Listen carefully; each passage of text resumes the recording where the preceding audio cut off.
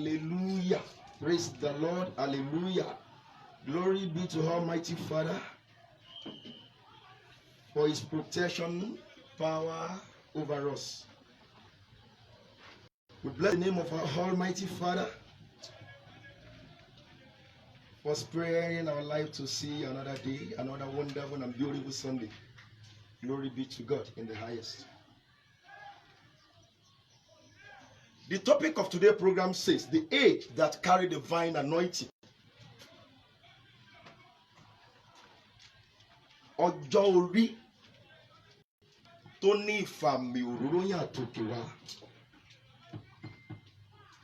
Ọjọ́ orí tí ìfàmì òróró yàn àti òkè wá tó wà lórí ẹ̀. Tí a kò bá gbàgbé ní last week, a ṣiṣẹ́ ìránṣẹ́ lórí àkórí gbòógì èyí tí màá tẹ̀síwájú lórí ẹ̀ lónìí. But kí n tó tẹ̀síwájú, according to the voice of the Holy Spirit, the Lord told me yesterday night that I must pray for your age. Kó tó di pé mo ṣe ohunkóhun láàárọ̀ yìí, mo gbọ́dọ̀ gbàdúrà fún ọjọ́ orí rẹ. So, and I want your louder amen now as I am about to impart your age with divine anointing.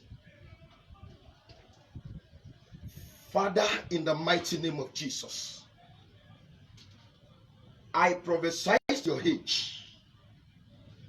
By the anointing upon me, by the reason of anointing upon me, I prophesy to your age. Your age will get to your destination, to their destination in the name of Jesus.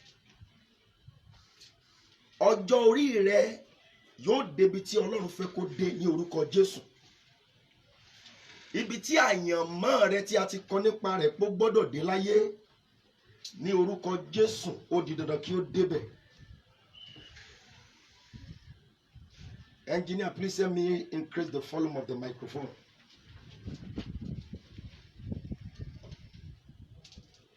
Ní ìgbà kejì mo gbàdúrà gbogbo ẹ̀yin ọjọ́ orí tó ń fi ẹkún rin ìrìn àjò ní orúkọ Jésù, ẹ dìde padà. Ọlọ́run fi ẹ̀rí sí yín lẹ́nu lónìí.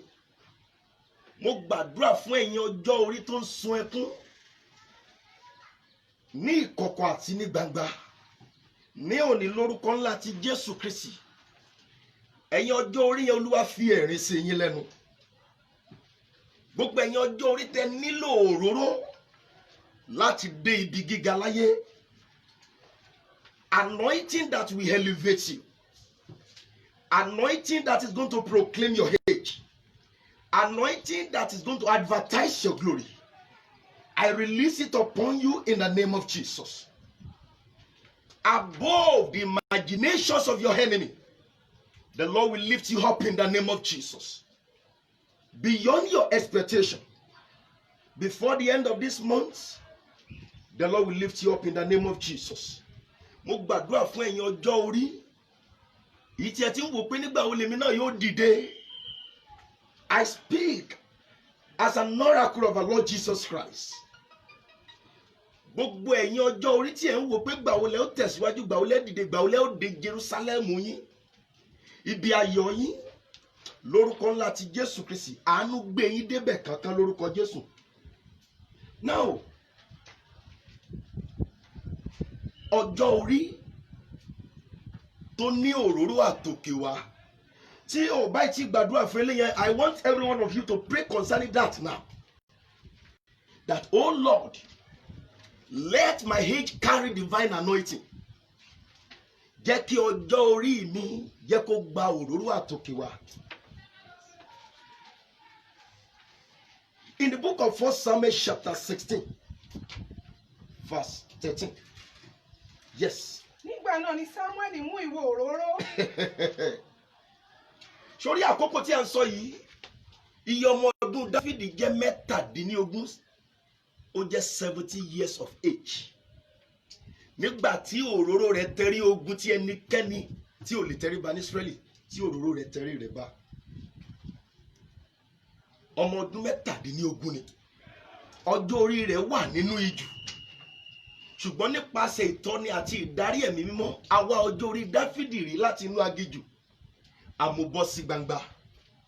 Mo gbàdúrà, as you are listening to me now, I prophesy to your age in the wilderness, in family wilderness, that your age has been wandering.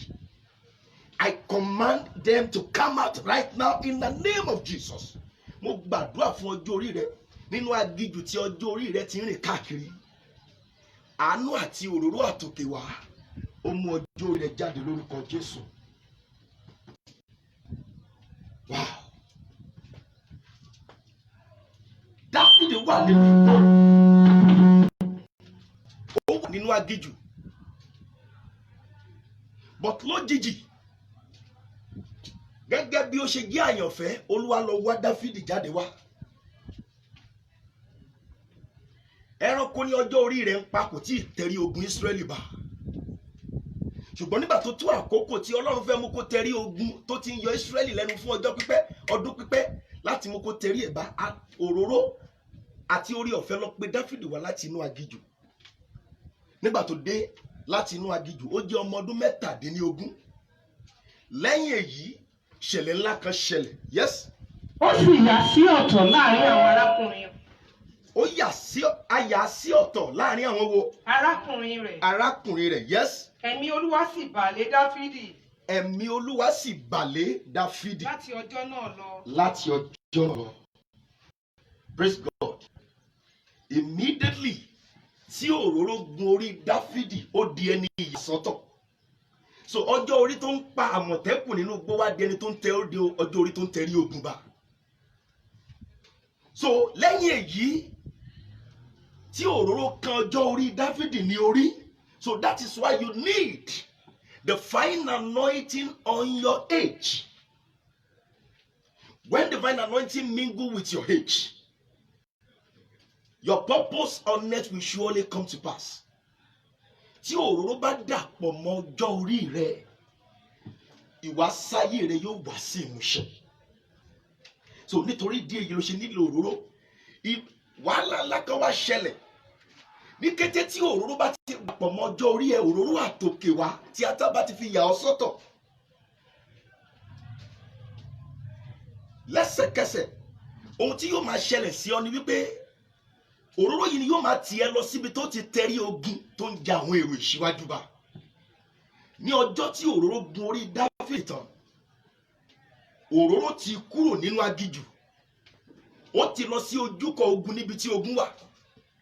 Nígbà tí òróró gbé e débẹ̀, ó wá bọ́ sí àsìkò tí aláìkọlà ti ṣe Fílísítì tó bẹ̀rẹ̀ sí gan òróró tó ju òróró lọ. And when you are anointed, tí òróró bá wọ inú ayé rẹ, tí òróró bá dé, ìkórìíra máa bá òróró nígbà tí a bá ń ga ọjọ́ orí rẹ. Inú òróró kò ní dùn, òróró ò ní ní ìfọ̀kànbalẹ̀ àfi tó bá tó gbèjà rẹ tó já ọgbà kúrò nínú ogun. Look at what happened there. Ní kété tí Dáfídì dé ibùdókọ̀ níbi tí ìtẹ́gun, níbi tí àwọn ará Fílísítì wà àti àwọn Ísírẹ́lì tó ti tẹ́gun, ó lọ gbé oúnjẹ fún àwọn ẹ̀gbọ́n rẹ̀. Mo ń bá yín sọ̀rọ̀ gẹ́gẹ́ bí ẹni tó mọ Bíbélì. Jẹ́ ká jọ kà 1 Samuel chapter 17. 1 Samuel chapter 17, starting from verse 43. Fílísítì náà sì fún Dáfídì pé. Máa gbọ́, mo gbà ní àdúrà, gbogbo ogun tó ń dúnkòokò mọ́ ọjọ́ orí rẹ̀ nípasẹ̀ ìfòróróyàn àárọ̀ yìí, lórúkọ ńlá ti Jésù Kristi ti Násárẹ́tì, ogun yẹn á tẹríba títí láé. Àpọ̀lọpọ̀ ogun ni kò yẹ kó máa bá ọjọ́ orí wa jagun. Àwọn ogun yìí ń fẹ́ o nítorí pé wọn kò rí òróró tí yóò gbèjà wa. Àwọn ogun yìí ń sọ̀rọ̀ sí ẹnikẹ́ni tó lè gbà wá lọ́wọ́ àwọn nítorí pé wọn kò rí òróró tí yóò challenge wọn.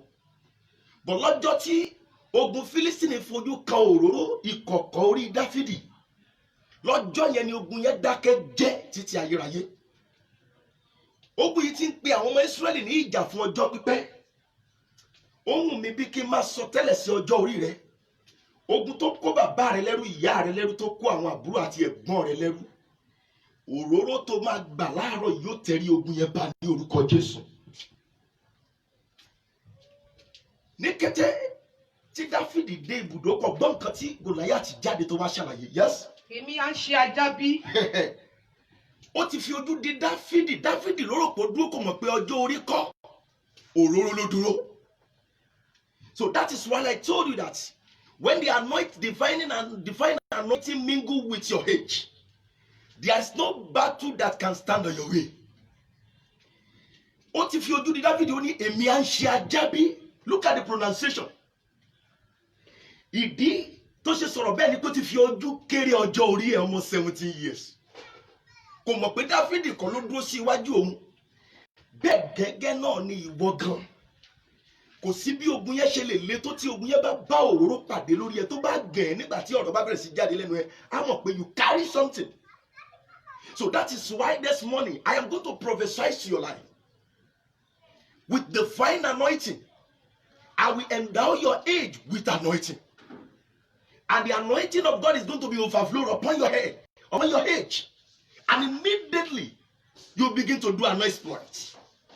Àwọn tó lè ṣe, ó bẹ̀rẹ̀ sí ní ṣe. Program tí a yìí dá lórí àdúrà, ṣùgbọ́n mo kàn fẹ́ láìtì wa lórí nǹkan kan pàtó tí wọ́n ń pè ní òróró tó bá darapọ̀ mọ́ ọjọ́ orí. Yes. tí ìwọ fi mú ọ̀pá tọ̀ mí wá. Ọ̀pá lásán ló ṣe bí Dáfídì mú lọ́wọ́, kò mọ̀ pé anything that anointed carry is already anointed. It's not already what? Anointed. Ohunkóhun tí ẹni tó ní òróró bá mú lọ́wọ́, òun kí nǹkan yẹn ti gba ìfàmì òróró yàn. Kànnàkànnà lásán ló rò pé Dáfídì mú lọ́wọ́, ṣùgbọ́n òróró orí Dáfídì ti sọ kànnàkànnà ẹ di ọ̀págun ńlá, irinṣẹ́ ńlá. So kò sí tó bá gbé ògo wá sí ayé. Mo ń sọ eléyìí fún ọ. Tí òróró bá dàpọ̀ mọ́ ògo tó gbé wá sí ayé, kò sí agbára kí agbára tó lè dorúkọ ògo ẹ láti fi ṣẹ̀sìn. Yes. Fílísítì náà sì fi Dáfídì rèé nípa àwọn ọlọ́run rẹ̀. Òróró tó ń gbàgbọ́ nípa rẹ̀, ó fi Dáfídì rèé nípa àwọn ọlọ́run rẹ̀. Torí pé ó ti fojú kéré, Dáfídì kò mọ̀ pé ó gbé nǹkan sí ọjọ́ orí rẹ̀. Ọjọ́ orí Dáfídì lè kéré ní tòótọ́, ṣùgbọ́n ẹrù tó rù Gòláyátì, mẹ́jọ Gòláyátì ò lẹ́mìí ẹ̀. Yes. Fílísítì náà sì fi Dáfídì pé. Yes. máa bọ̀. Ó wí fún pé máa bọ̀. Yes. èmi ò fi ẹran ara rẹ fún àwọn ẹyẹ ojú ọ̀run. Yóò fi ẹran ara rẹ̀ fún àwọn ẹyẹ ojú ọ̀run. Tẹ̀síwájú. àti fún àwọn ẹranko pápá. Yes. Dáfídì sì wí fún Fílísítì náà pé. Yes. ìwọ mú idà àti ọ̀kọ̀. Ní àkókò tí Dáfídì ń sọ̀rọ̀ lọ́wọ́ yẹn, òróró ti ń bá ọjọ́ orí ẹ̀ ṣiṣẹ́. Dáfídì ò dá ọ̀rọ̀ sọ mọ́. Kì í ṣe Dáfídì, tó bá jẹ́ pé Dáfídì yẹn gangan tí a rí kí wọ́n tó da òróró lórí ló ń sọ̀rọ̀, ìbẹ̀rù àti wọ inú ọkàn rẹ̀. Ṣùgbọ́n nítorí òróró tó gbèrú, kò sí ẹ̀rù mọ́. àti àwàtọ̀ mi wá. Ìwọ mú ọkọ̀ àti àwàtọ̀ mi wá. ṣùgbọ́n èmi tọ̀ wá ní orúkọ Olúwa Ọlọ́run àwọn ọmọ ogun. Ṣùgbọ́n èmi tọ̀ wá ní orúkọ Olúwa Ọlọ́run àwọn ọmọ ogun. Ọlọ́run ogun Ísírẹ́lì tí ìwọ ti Ẹni gàn. Ọlọ́run ogun Ísírẹ́lì ẹni tí ìwọ gàn. Máa gbọ́, ogun tí àwọn ẹ̀gbọ́n rẹ̀ ò lè confront, torí àwọn ẹ̀gbọ́n Dáfídì wà lójú ogun lọ́jọ́sí. Ogun tí family rẹ̀ ò lè confront, tí òróró bá dé orí rẹ̀ kò sí bó ṣe lè kéré tó. You will confront the battle. And you win the battle immediately. That is why there is nothing you can do without anointing. Now, wo ọdún tí wọ́n ti wà ní ojú ogun, ọdún tí wọ́n ti tẹ́ ìkógun. Bíbélì sọ fún wa wípé ní gbogbo ìgbà tí Fílísítì bá ti yọ jáde ní ẹ̀rù máa ń ba Sọ́ọ̀lù, ẹni tó mọ̀ nípa ọkọ̀ àti àdá. Ẹni tó jẹ́ pé ó ti wà ní ojú ogun, ó ti ń ja ogun láti ìgbà kékeré. Ṣùgbọ́n ẹni tí ò jagun rí dé, ṣùgbọ́n nítorí òróró tó ń bẹ ní orí rẹ̀, ó tún adalébà súndà fàdàlà. Ó dojú kọ ogun tó ti ń bá àwọn àgbàlagbà jà fún ọjọ́ pípẹ́, ó sì borí rẹ̀. Yes. lónìí yìí ni Olúwa yóò fi ìwọ lé mi lọ́wọ́. Lónìí yìí, anointing is we talk with what? With boldness. With boldness. Let me tell you three things. If you carry anointing, if your head endowed with anointing, the first thing that will happen is that you will not fear any battle. You will not fear any aid that carry anointing, cannot fear any battle. Yes. The second thing that will happen is that aid that carry anointing will fight every embarrassment that comes their way. Every embarrassment that comes to their way, they will fight that embarrassment immediately. Look at what happened to David. ọkùnrin gan orúkọ Ọlọ́run ṣùgbọ́n nítorí òróró tó dàpọ̀ mọ́ ọjọ́ orí Dáfídì ó dá ẹ̀gàn yẹn padà lẹ́sẹ̀kẹsẹ̀. No, Ọlọ́run mi kọ́ ló máa gàn, Ọlọ́run tí wọ́n gàn yẹn ló máa fi ẹlẹ́mi lọ́wọ́ lónìí. Now kí ni wàhálà àti ìdààmú èyí tó dojúkọ àwọn ọmọ ìyá rẹ tàbí ìdílé rẹ tàbí ọjọ́ orí rẹ? You need a fine anointing to mingle with your age. Tí o bá gba òróró sí orí tán, o ní bẹ̀rù ogun, kò dẹ̀ sí ogun tó ní dojúkọ. Why number 3 is that the age that carry anointing is highly faithful wherever they find themselves. They always highly faithful wherever they find themselves. Those are the 3 things that age that carried anointing always do. Hallelujah. Now, why did not carry Ben yes iwájú? Yes. Èmi yóò pa ọ́. Èmi yóò pa ọ́. Ohun tí àwọn ẹ̀gbọ́n rẹ̀ ò lè pa. Ohun tí fámìlì rẹ̀ ò lè ṣe tí òróró bá gun ọjọ́ orí rẹ̀ lẹ́sẹ̀kẹsẹ̀ agbára Ọlọ́run ayé. Tí agbára Ọlọ́run bá dẹ̀ ti dé, kò sí ogun yẹn wàá kojú ẹ̀ lẹ́sẹ̀kẹsẹ̀ wàá dẹ̀ ṣẹ́gun. Now wá lísì kó gbọ́ mi dáadáa. Kó tó di pé mo bẹ̀rẹ̀ sí gbàdúrà fún gbogbo ọjọ́ orí. Ní ọjọ́ tí Dáfídì gbé kànnàkànnà lọ́wọ́ tó sì ṣa òkúta 5 nínú odò, nítorí òróró tó ti wà ní orí rẹ̀ kì í ṣe òkúta lásán ló ṣà wọ́n. Kànnàkànnà ọwọ́ rẹ̀ kì í ṣe kànnàkànnà lásán mọ́. Ó fi jẹ́ pé tí òróró bá dàpọ̀ mọ́ ọjọ́ orí rẹ̀, ohun tí àwọn kan tà tí wọ́n ṣe òkúta tó ń já tí òkúta bá wọn lórí ẹ̀ wá tà wá dẹ̀ jèrè. Ohun tí àwọn kan gbé lọ́wọ́ tí wọ́n gbé tí wọ́n ò lè ṣe rere lórí ẹ̀, tí anointing bá gun ọjọ́ orí rẹ̀ wá gbé wá sí ṣe rere. Mo ti máa ń lọ káàkiri sí ọ̀pọ̀lọpọ̀ àwọn ọjà káàkiri. A ó rí ọlọ́jà kan náà, distributor bíi 5-6 lè wà ní ojú kan náà.